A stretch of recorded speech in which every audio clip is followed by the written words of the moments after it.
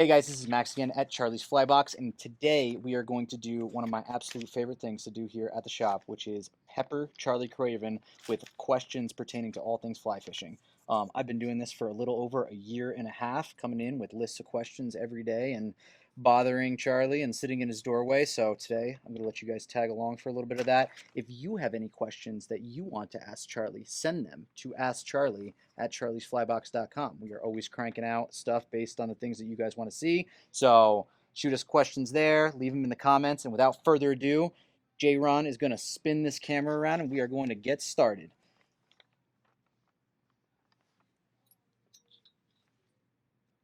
Wow. All right. So Jaren's new at this. first question for Mr. Charlie Craven is give us the story of how all of this started, how the shop started, and is it still fun after all these Ooh, years? yeah. First part of that for sure. The shop is definitely still fun. Um, the shop started kind of doing this in order. The shop started 20. This is our 20th year, which is something that always knew would happen. I didn't realize it would happen so fast. So 20 years ago, 21 years ago ish, I was working at another fly shop, and I left that shop and didn't really know what I was going to do exactly. And I'd always wanted to have my own fly shop, so I kind of got some friends and family together, and we hatched this plan, and started off slow, and never imagined that it would be what it is now. I'll say that. But yeah, it's definitely still fun. I don't feel like I come to work every day. This is a job that I enjoy doing, and I've been lucky. I've been in the fly fishing industry for pretty much my whole life. I think I've had one job in my entire life that wasn't in the fly fishing industry, and I didn't like it. This is something that I've done for so long, but it's never gotten boring. There's days that are more work than others for sure. Being a business owner is a different part of it, but I still enjoy. You guys don't let me wait on customers anymore, but that's still something that I think is fun to do. Honestly, these days it's not as fun as it used to be because it's more sort of business work instead of people work, which is really the fun part of it. But I do get enough of that it's still absolutely fun. Yeah, I can't imagine doing anything else. It's cool. Kind of on the flip side of your career, is fly tying still interesting for you? Oh, 100%. Yeah, for sure. What do you Um, do to keep it interesting? um, it's a good question. From being a commercial tire for so long, there were times where it could get pretty tedious and boring. Tying the same thing over and over and over again. And long term, long game, that was probably great for building the skill set. These days, I like to look at things differently and approach things differently, and have enough sway where I can kind of I've got enough. I don't know, boat full of knowledge to kind of couple things together and take a little piece from that and a little piece from that, and being in here and being around good tires. You see so many different things and different approaches. I really try not to get stagnant. Try not to do the same thing that I always do.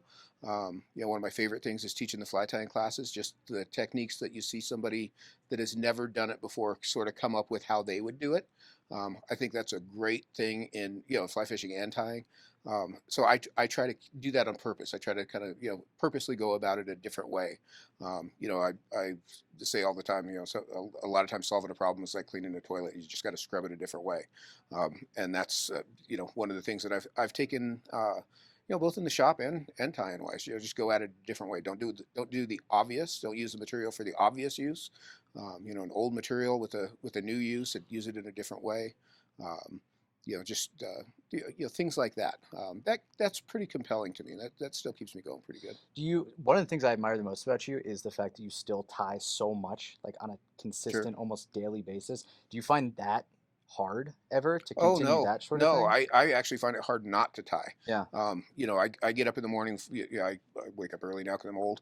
I get up in the morning. The first thing I do is make a cup of coffee, and I go and sit down and tie at least a couple flies. So I don't find it hard at all. I'd actually like to tie more. I don't have as much time to tie as I'd like to. But my tying's a lot more comfortable these days. It's for me. And I really, honestly, I'd say I enjoy tying more now than I did back Back in the day, Back in the day. um, I enjoy it more now just because I'm not in a rush. I'm not, sitting behind a hot vise trying to cook up an order for somebody. If I want to change the pattern 4 flies in, I change the pattern and put those in my box. Um, yeah, I mean, I can't imagine a day. There's been some days over the last 40 years that I haven't tied a fly. I'm sure, on vacation or Of course. something like that. But yeah, it's just part of my day. Yeah. Yeah. Um, Switching gears. So what? It's a very broad question, but what has changed the most since the shop started? Maybe customers you Sure, sure. see, technology in the industry, fly Um, tying, fly fishing.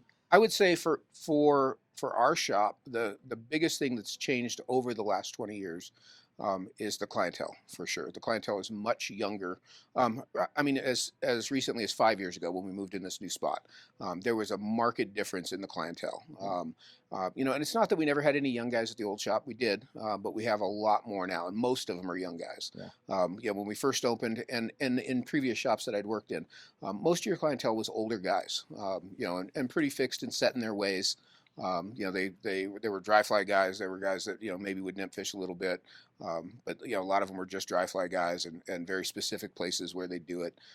These days, there's so many more young guys, and honestly, no knock on the old guys because I'm an old guy too. But the young guys are a lot more fun. A lot more willing to learn, a lot more. Looking for different ways to do it, trying different things. And that's just sort of I don't even necessarily know that that's a beginner thing as much as it is just a young guy thing. Yeah. No, I agree. Just building knowledge, and it's a lot more fun. Yeah. Um, if you could bring one thing in the shop back 20 years, what would it be? I read this question and I had to really think about it. There's not a ton. The gist of it all is, I mean, we had waders and boots and all that back in the day. What we didn't have, and it's funny because you said 20 years ago, like that was just 1,000 years ago. 20 years ago wasn't that long ago. I I actually know. was not guiding 20 years ago. But what I'd say is waders with a pocket on them, the outside pockets, like the Sims waders have got the tippet dispenser pocket and a big pocket that you can put fly boxes in. Squall waders have got them. They've got pockets on the outside.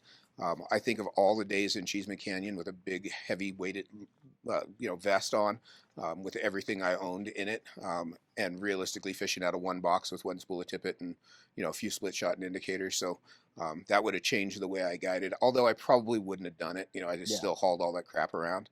Um, from a commercial tying standpoint, whiting saddles.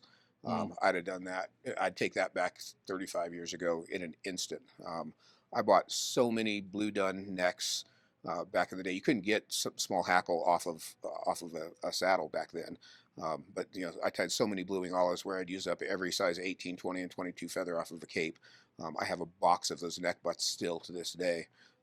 I'd be thousands of dollars ahead if I had saddles from then. What do you think? We get asked questions like this all the time in the shop, but like, what do you think the most useful skill a person in fly fishing at any skill level could work on? Almost everybody could. That's an easy question. Yeah. Almost everybody could use some practice casting, and it's not distance casting. Very rarely do you need to cast a long distance. Um, when I say casting, I mean putting the fly accurately where you want it on purpose every time. Not with 3 tries. Being able to do a reach cast, being able to kind of call the shot and know which cast you need to put down before you make the cast. That I think is a big difference that I see between guys that are pretty good and guys that are really good. Is guys who practice their casting in a fishing situation. Like I say, it's not hardly ever distance. Yeah. Great segue. Who are the top 5 fishiest dudes you've ever shared the water with? That's a good one. And I know I'm going to forget some. Because I fish, well, I actually should say this. I don't fish with strangers generally, only once. So I don't fish with a ton of different people. I'll Yeah. say that. But over the years, I've had the chance to fish with some pretty damn good anglers. John Barr, I've always said is probably the fishiest dude I've ever met. That guy, he is the most patient angler. I don't even aspire to be like him. I can't. There's no chance that I could be as patient as he can be. And he's an all tackle angler. He can fish bass gear, a fly rod, nymphs, dries, streamers, whatever. And he's always got a different way to do it too. He doesn't fish nymphs and dries and streamers the same way that you do, or the same way that you've heard other people do. He's always got some little trick that he is using. So Barr is at the top of that list for sure. My old friend Frank Prasnick, who used to own St. Peter's Fly Shop up in Fort Collins. He still lives up in Fort Collins part of the year. He guides down in Louisiana now. Truly one of the fishiest guys I've ever met. A spectacular caster. Just a great day to spend a day on the water with. Just super fishy. Just look at it, and it's, he spent a lot of years guiding, spent a lot of years, owning the shop and kind of doing the same thing we do. And just that compilation of information. Yeah. And he spent a lot of days fishing. That's the thing. It's hard to, it's a guy like you that gets to fish tons and tons. That's where that comes together. Who else? Frank Smethurst, who used to be our Scott rep. And, honestly, no knock, Frank, but you weren't that great a Scott rep. But man, you're a goddamn good fisherman. I fished with him in Mexico, and just watching him cast and watching how he would pick up and how he would position his cast and being able to hit things from every angle, just very impressive, and something that was interesting, to be on the boat with him even when I wasn't fishing, just to watch him and how he did stuff.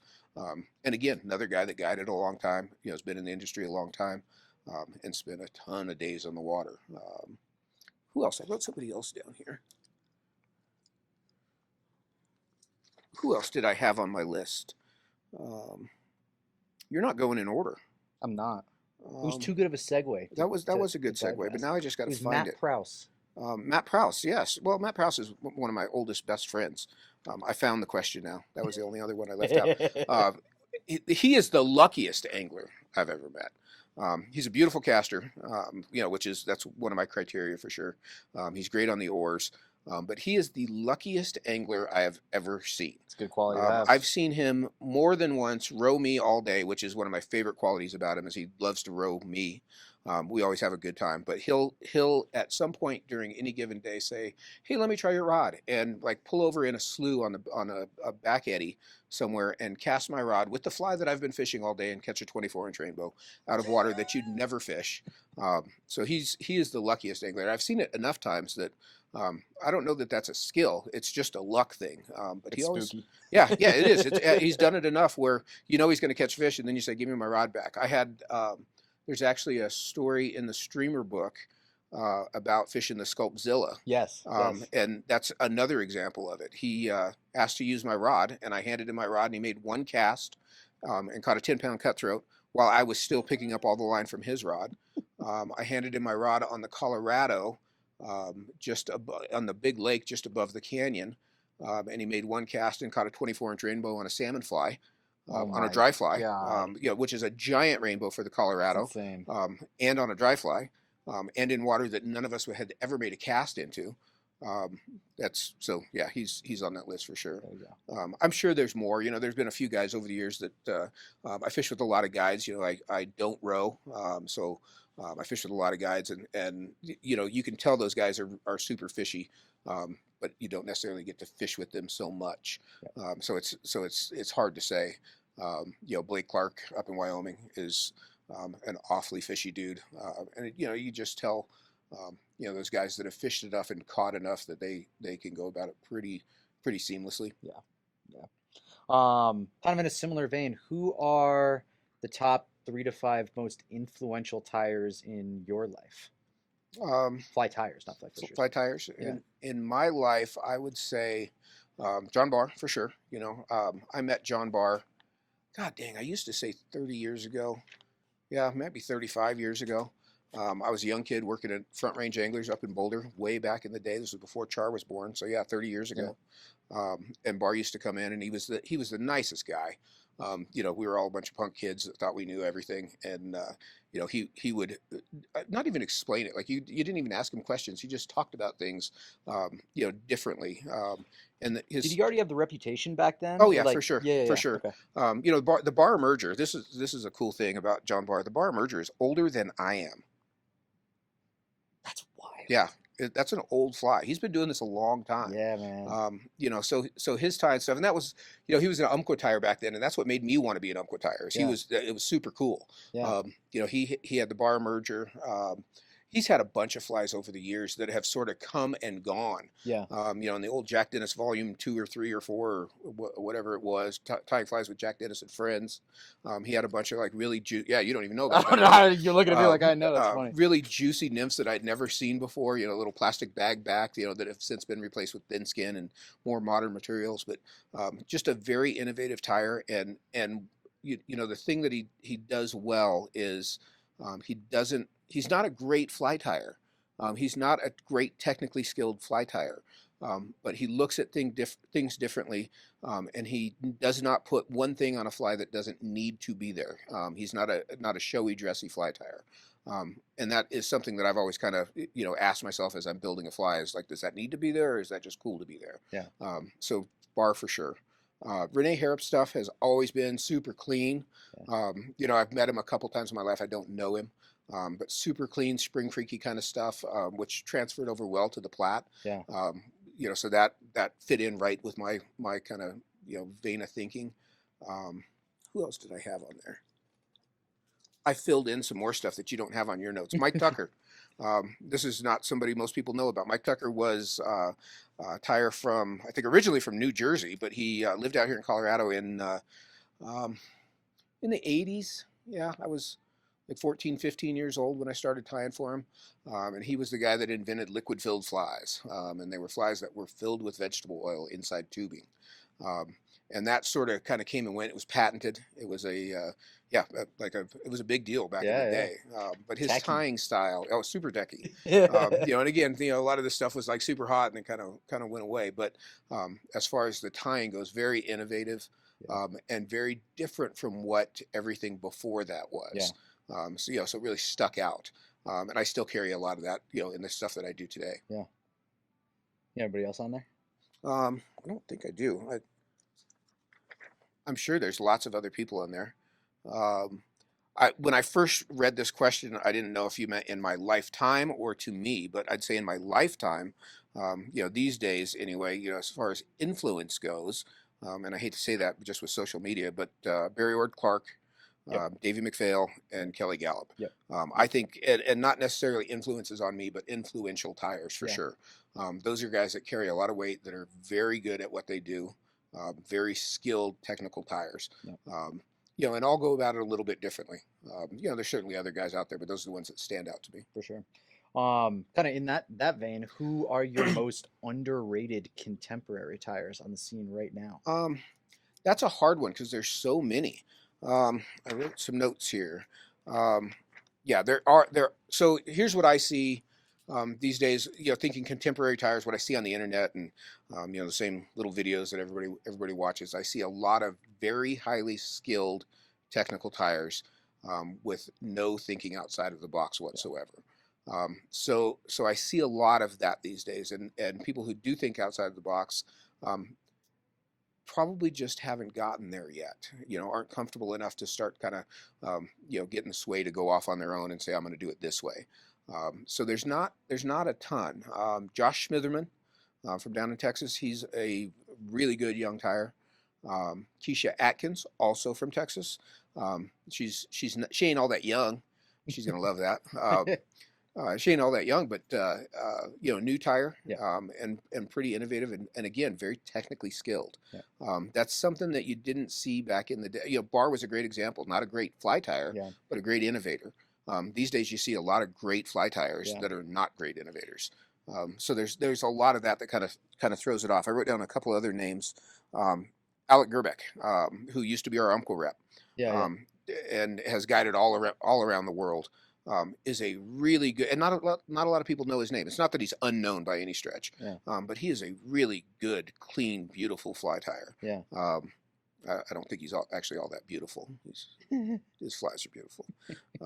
Danny Lane, I fish with out in Idaho, is a guy that I've actually fished with a fair bit, and not a ton of super unique patterns, but the ones he has are super unique. And again, just comes from time on the water and being able to tie it up that night and try it again the next day.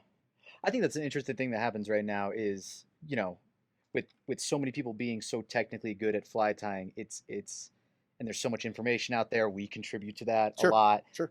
It's easy to get up the learning curve Oh, to get absolutely, good, but absolutely. man, the time on the water is Yep. such Well, it's a and the, symbiotic yeah, the time on the relationship. water, the time behind the vise, one thing I think that's missing from tires today is not knowing how to do it and having to figure out how to do it Yeah, yourself. yeah, And maybe you figured it out wrong or not the same way it was meant to be done, yeah, but you figured out your own way to do it. So that is and we talked about that earlier today, just kind of in general fishing. Going at something and sucking at it for a few years is not a bad thing. no, It's the long road. You teach yourself, and it takes a long time. But in the end, you know why, not just how. yeah, and it's yours. It's yours, Yes. exactly. So in that vein, in all things modern fly fishing, I want to hear a quick little diatribe on whether or not Euro nymphing is fly fishing, or what place it holds in the Um, fly fishing world. I hesitate to say that it's not fly fishing, but I would say that it was likely, and I don't know this for sure. Um, it was likely developed for competition angling to work within the rule set. Um, so So I would lean towards saying it's not fly fishing, in that there's not really much of a cast. Euro nymphing anyway. There's not really much of a cast, which I think is an inherent part of fly fishing. I said what everybody should practice is casting. If you're a Euro nympher, you don't really have, and I'm not saying that Euro nymphing is easy to do, or even that the cast in that is easy to do, but it's not a true fly cast. I know a lot of guys that are really good at it, and my God, it's deadly. So, I'm not knocking that at all. We all like to go out and catch a bunch of fish. Most of the guys that I know that are really good at it that aren't still in the competition game don't do it as much because it's not as fun as real fly fishing is. Throwing a dry fly or a dry dropper or anything else in the world, Of I think is probably more fun. So I've done it. I'd do it again. course. Um, is it the first thing I'd go out and do? Probably not. Yeah. I just, I'm old enough. I've said this before in interviews. I like to catch fish how I want to catch them. Yeah. If they're eating nymphs 8 feet down, I'll catch a couple of them, but I don't really want to stand there and rail them all day. Even if you are railing them all day, that's just not as compelling to me. And it's this is just an opinion. I'm certain there's guys that are into it. You got to take in mind that I fished a lot over the years, and I've caught all the fish I need to catch. Now I'm just catching them for fun. I try to make it fun for me. You think pegging eggs is fun? No, I don't. I've pegged an egg one time in my life with my friend Brandon Patterson, and I still have the bead he gave me in one of my dry fly boxes. A little And that souvenir. that is not fly fishing at all because there's no fly involved. You can argue that all day long. Don't even comment. Don't even put anything in the comments about it. I don't want to hear it. Actually, if you put a comment in there about pegging eggs and how it is fly fishing, I'll delete it because it's not. Yes, it is something that fish eat, but fish eat marshmallows. They eat real salmon eggs. They eat salmon Potskis fireballs.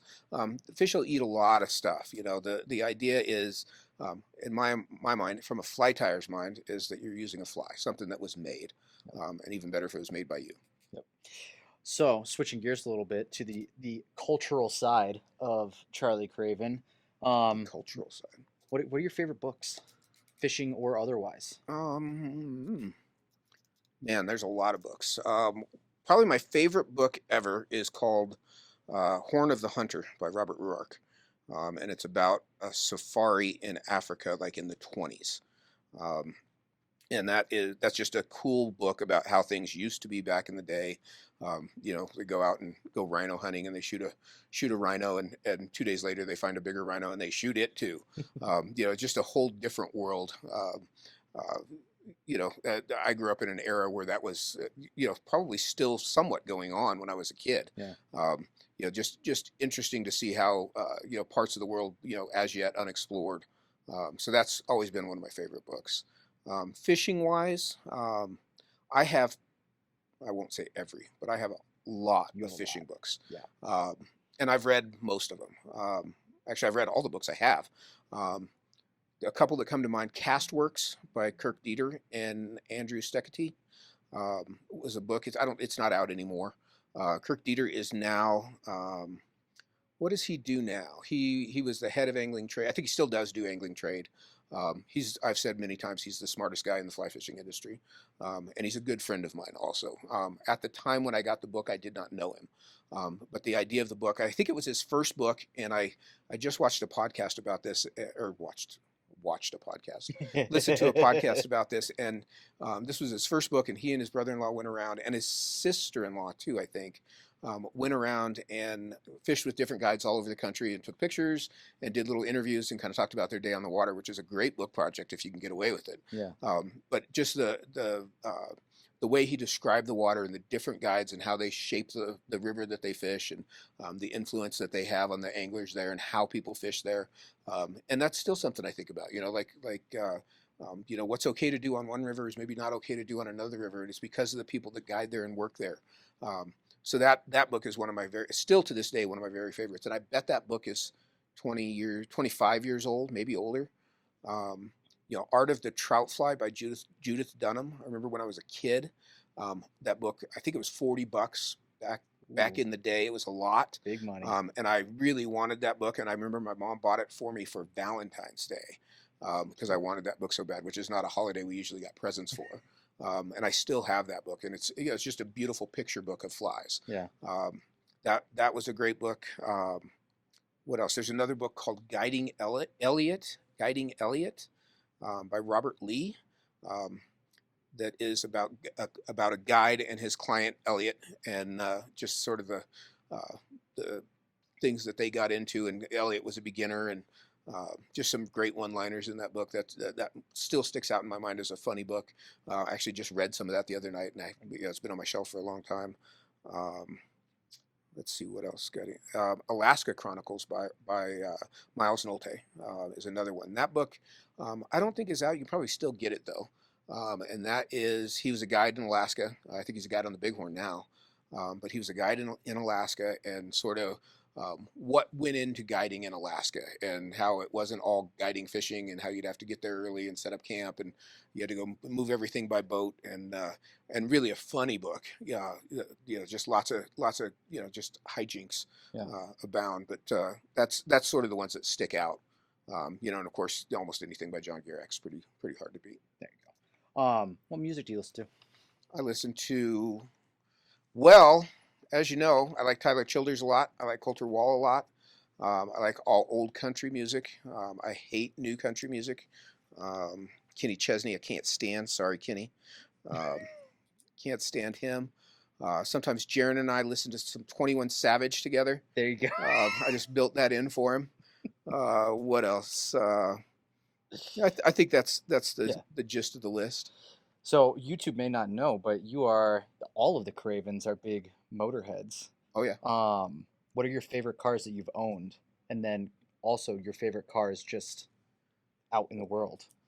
My favorite car that I've owned, and I read this question, so I've had some time to think about this. Honestly, my favorite car that I've ever owned is probably my FJ. Yeah. My 2007 FJ with 438,000 miles on it. That's hard to beat. It's hard to beat, and that's just been such a great car. I still drive it. It's still my favorite car. It's not my favorite car to drive, but I have a brand new 4Runner, TRD Pro, and I like that FJ better. It's 15 years old. My favorite car that I own to drive is my son Jonathan's Tacoma, his '96 Tacoma, stick shift with a posi rear end, so it lays rubber around the corners. It's reminds me of driving cars when I was in high school. It's kind of old and rattly like that. But yeah, my dad was big into cars, so that's where it came from for me. That's where I'm sure where it came from for Char. Yeah. Corvettes, Mustangs. I had a couple different Mustangs over the years. I've owned probably 25 Volkswagen Bugs. Oh shit. Yeah. Oh my No God. shit. Yeah. Back when I was in high school, I used to buy and sell Volkswagen Bugs, and I can take a Volkswagen Bug apart in a billion pieces and put it back together. I could still do it. I'd still love to buy one now, but they're $10,000 now. That's crazy. But yeah, I've had a lot of cars. That's awesome. 25 Volkswagen. Easy 25. That's Yep. amazing. What's your favorite rod reel combo of all time? That's a And good. do you still own it? I do. Yeah. I own all of them, and I'm gonna give you three. The reel's been the same on all of them. An Able .5, which was the little trout reel of the day. That was before the Via. Now it's the Via. Gotcha. That's my favorite reel. The .5 was the original Able with the cork drag, solid back, and I coveted that reel back in the. I bought it 35 years ago. Was one of the first things I bought when I started working at Front Range Anglers way back when. An Able .5, and I originally had that on a Loomis IMX 9-foot 4 weight, and I stacked up bodies on that rod. That rod's caught so many fish. I actually pulled it. It's in my garage. I pulled it out the other day, and the grip is black. It's That's it's just awesome. gross. But I caught a lot of fish on that rod. The Sage XP was one of my very favorite rods ever. I still You have talk about that rod a a lot. couple of them, and it's funny, because that rod was the greatest thing ever for the longest time, and now I pull it out and it feels heavy. At no point when I was using it did I feel like it was a heavy rod. But compared to the Sage X, which is the other rod that I would put on that list, it's a pretty clubby, stumpy rod. But yeah, Sage X was a great rod. I still have a couple of those.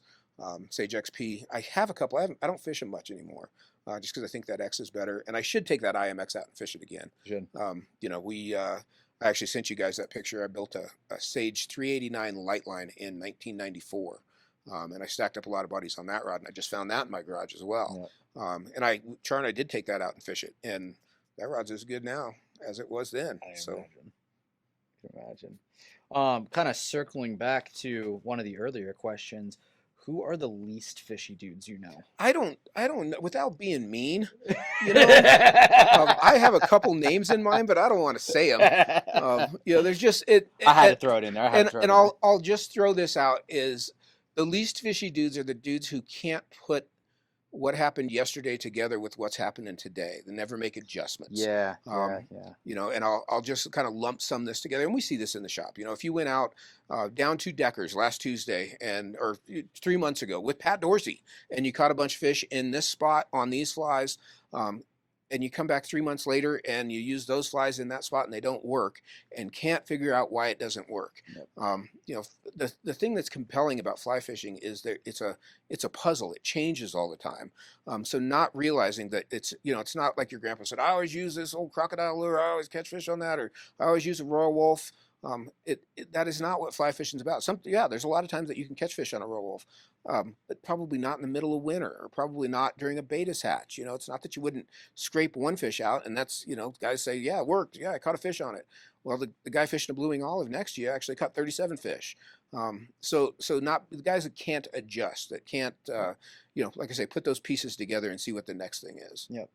Another fly tying question. I'm curious about like your fly design process, because working here, I've heard you tell a lot of stories about a lot of different flies, and it always seems a little different how you come about these things. Some are material driven, some are purpose driven. Sure. So I'm just I would say most of them are material driven. Yeah. Or not material driven, but purpose driven. I always try to think of what fly I can do or what fly I can tie that will do the job I need it to do better. And I don't fish a ton of other people's flies, but it happens. Yeah, and especially when I go on trips with guides or with my friends, and they say, hey, try this is what's been working, this is the hot fly on this river, and I fish it, and maybe it doesn't float as well as I think it should, or maybe the nymph doesn't sink as well as I think it should, or you start to isolate little pieces. A two-bit hooker is a great example of a fly that I wanted to get down faster. Fishing that fast pocket water on the Arkansas, I needed a fly that was small but plunged. And that was purpose driven, and it took us, it's embarrassing to say, and I say this all the time, how long it took to get to adding 2 beads to that fly, which is a pretty simple answer. Yeah. Seems obvious in the end, but it took a long time to get there. Flies that are more buoyant, flies that swim better. One of my big things has been streamers that aren't so hard to cast, hard and heavy to cast. They need to sink and swim well, but not be a sock when you're trying to cast the dang thing. Yeah.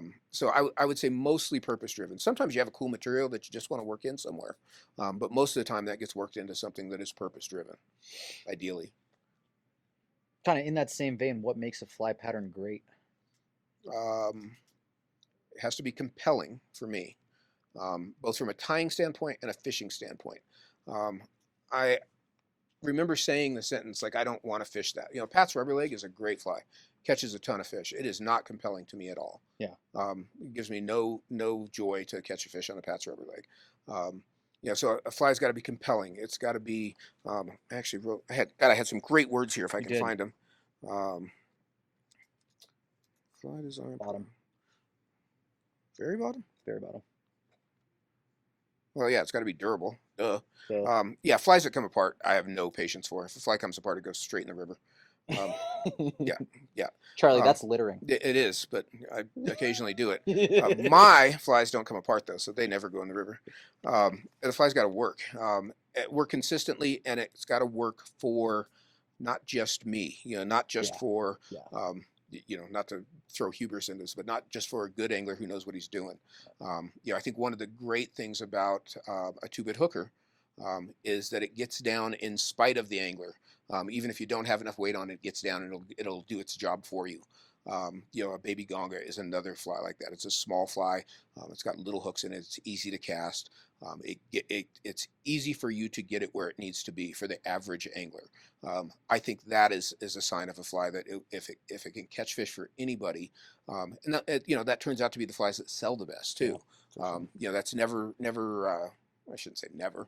But that's not really part of the design process. But as it turns out, once Umpqua picks them up, those flies that work and sort of do more for the angler than other flies seem to sell better. I guess we're kind of wrapping up here, but who is your favorite shop employee and why is it Jaron? Oh boy! Well, first of all, because of our common interest in 21 Savage, Yes. that is Makes a lot of sense. at the top of the list. Jaron, for those of you that don't know, is our 17-year-old. I don't know, understudy, I guess would be what we call him. And we do the best job we possibly can of ruining this poor kid. He's super smart. He's a super hard worker. He never says no. It doesn't matter what you ask him to do. He never says no. He is one of the fishiest dudes we've ever met. He's a great fly tyer, 17-year-old kid, and he's a great fly tyer, embarrassingly good fly tyer. He's probably the next best fly tyer behind me in the shop for sure. And I'd actually say that to anybody. That's why it's Jaron. There you go. Yeah. I guess the last question that I will ask you is how has Colorado fishing changed in your lifetime? Oh boy. Obviously more people. There's more people out there. I would say that we talk about this a fair bit. There are more anglers out these days. But there are, as a proportion of that number, not as many good ones. 30 years ago, back when I was guiding, there were less people on the river, but half of them were pretty good. These days, there's twice as many people, and 1/10 of them are pretty good. I say that, like when I drive up and down the river, how many bent rods I see. Or see guys making adjustments and you're fishing a hatch and the guy across from you says he's fishing a sparkle dun and maybe they're eating emergers and he doesn't say, I tried a little CDC loop wing and I tried this, which back in the day people, you talk to the guys fishing next to you and they'd say, yeah, I tried the loop wing, I tried this, what is a mole fly? I don't see as much of that these days, although there are some, a 1% of this new batch that are exceedingly good. Yeah. And I think that is a function of the youth of the anglers now. Yeah. That they get very good at it, but maybe aren't as broad a spectrum. Just haven't been around enough. Yeah. Haven't fished enough different places. They're at the beginning of their angling careers. A great example. You remind me very much of me when I was young. Yeah. You go fish around Colorado, stuff that's easy to get to. Kind of from home base.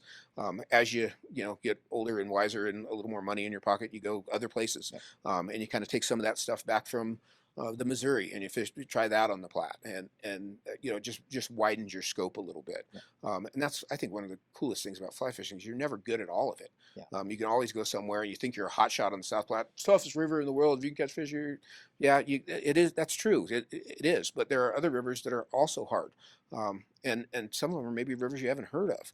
Yeah. So the difference is.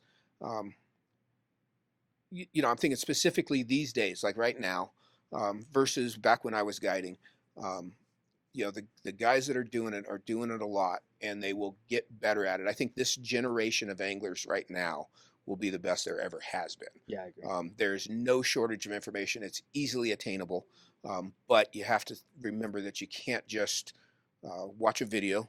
You can't just go out with a guide and just do what they tell you. You got to figure some of it out on your own, and you got to do it the wrong way, and you got to break some things, and you got to learn the hard way. In a lot of cases, to kind of figure out how to do it right later. And sometimes, maybe you're doing it wrong, and sometimes that ends up being your way to do it, and it works pretty good. Yeah. And I see that a lot, when I fish with guides.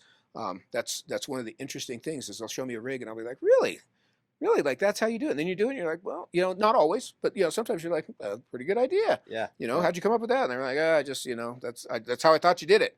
Well, that is how you do it now. Yeah. So that would be the big difference. Back when the old guys had fished around for a lot and were very good at their very specific niche.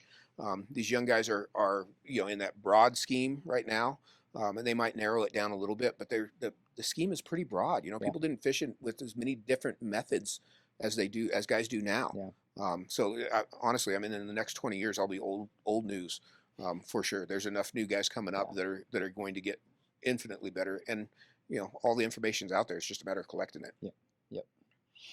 Well, cool. This was fun. That was fun. Yeah. Yeah. You got a Yeah. little outro you want to If say? you Anything to leave the if you guys have chickens any with? more questions, put them. Don't put them in the comments. Don't put them in the comments. I can't read all the Dean comments. Put them in an email to askcharlie@charliesflybox.com, and we'll try to couple something like this together. Make these good questions. That was a good set of questions. I had fun doing that. So I hope you enjoyed that. I enjoyed sitting here with Max and having a little talk about Jaron, and we're going to go ask Jaron to maybe clean the bathroom now, and I bet he'll say yes.